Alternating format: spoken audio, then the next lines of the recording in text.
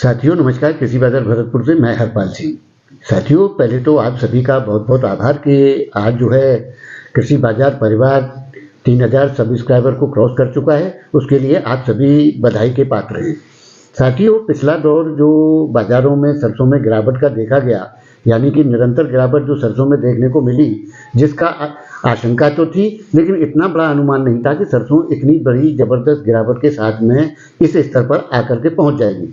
साथियों वैसे तो सरसों का जो 5621 रुपये से गिरावट का दौर शुरू हुआ था, जिसके चलते सरसों 20 रुपये 50 रुपये प्रतिदिन के हिसाब से गिरते हुए पिछले सप्ताह शनिवार को 5362 रुपये के स्तर पर पहुंच गई, जो कि गत वर्ष के समर्थन मूल्य से 100 रुपये और नए समर्थन मूल्य यानी कि 5650 रुपये से 300 रुपये के स्तर के करीब नीचे तक सरसों का मूल्य जा चुका है।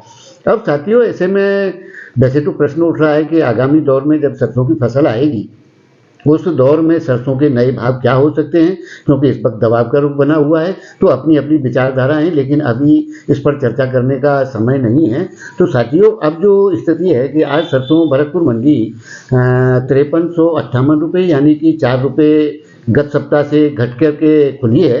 और आगामी दौर में अब सरसों में गिरावट की कोई संभावनाएं नहीं है, क्योंकि सरसों में निश्चित रूप से बड़ी गिरावट आ चुकी है और एक भाव का लेवल 5350 रुपये का सरसों में आ गया है। साथियों इस दौर पर सरसों थमेगी और इससे आगे अब सरसों में गिरावट के बनस्पत इसमें यानी कि उछाल न कहकर के सुधार की स्थितियां देखने को निरंतर मिलेंगी, लेकिन बड़े सुधार की संभावना बिल्कुल नहीं है। हाँ सुधार जरूर मिलेगा, इससे अधिक गिरावट की आशंका अभी सरसों में बिल्कुल देखने को नहीं मिलेगी। साथियों अभी समय काफ़ी बाकी है और फसल जो आने को दिख रही है, पीत क्रांति का जो स्थितियां देखने को मिल रही हैं, हाँ वो आएगी निश्चित, लेकिन अभी उसमें समय है, क्योंकि 15 फरवरी के बाद ही नई सरसों की आवकें देखने को मिलेंगी और उसके बावजूद भी नई सरसों को चलाने के लिए पुरानी सरसों की आवश्यकता निश्चित रूप से रहेगी, जिसके चलते ज़्यादा बड़ी गिरावट का दौर नहीं देखना चाहिए। साथियों वैसे तो सरसों में जो गिरावट की स्थिति आई है वो फसल के साथ साथ विदेशी तेलों का भी इसमें बहुत बड़ा योगदान है।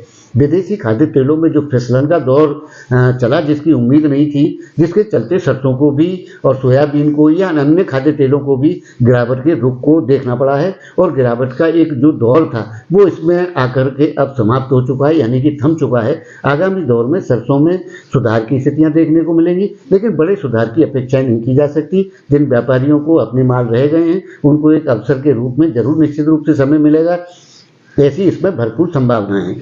साथियों आगामी दौर जो रहेगा उसकी स्थितियां तो आगे देखेंगे, लेकिन खल में भी यानी कि डीओसी ने भी सपोर्ट छोड़ा, सब विदेशी खाद्य तेलों में भी मंदा आया, जिसके चलते सरसों को निचला स्तर 5358 रुपये का देखना पड़ा है। और इसके आगे जो है सरसों में कोई मंदे की स्थितियां नहीं है, यानी कि घबराहट की जो स्थितियां थी वो सरसों के अंदर समाप्त हो चुकी हैं। आगामी दौर सुधार की ओर ही देखा जाएगा, लेकिन बड़े सुधार की गुंजाइश न देखते हुए हाँ पुराने भावों की स्थितियां मान करके व्यापार करने में कहीं कोई अतिशयोक्ति नहीं है।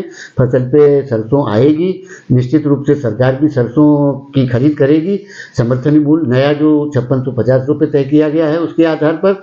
और साथियों 2024 मार्च का महीना सरकार का अंतिम समय है, क्योंकि पिछली सरकार मार्च के महीने में ही 5 साल पहले बनी थी, जिसके चलते अब सरकार 90 दिन के अंदर अपनी स्थितियों की ओर ध्यान देगी, यानी कि चुनावी मोड़ पर आ जाएगी। और आगामी दौर में चुनावों की स्थितियों के चलते सरकार का ध्यान बाजारों की तरफ उस तरीके का नहीं रहेगा जो नियंत्रणात्मक स्थितियां अब तक बनी रही हैं। लेकिन साथियों कोई बड़ी उम्मीद फिलहाल नहीं करनी चाहिए। फिलहाल के दौर को सामान्य दौर के स्तर से अपनी स्थितियों को निपटना चाहिए। बाकी अधिक मंदे या घबराहट की स्थिति अब सरसों में देखने वाली नहीं है। साथियों बाजार यहीं रुकेंगे, 25-50 रुपये के सुधार ही देखने को मिलेंगे। गिरावट का दौर की स्थितियां अब इसमें से समाप्त हो चुकी हैं। तो साथियों आपको हमारी जानकारियां कैसी लगती हैं कमेंट बॉक्स में जरूर बताएं। तब तक के लिए कृषि बाजार की ओर से आप सभी का बहुत बहुत आभार, धन्यवाद।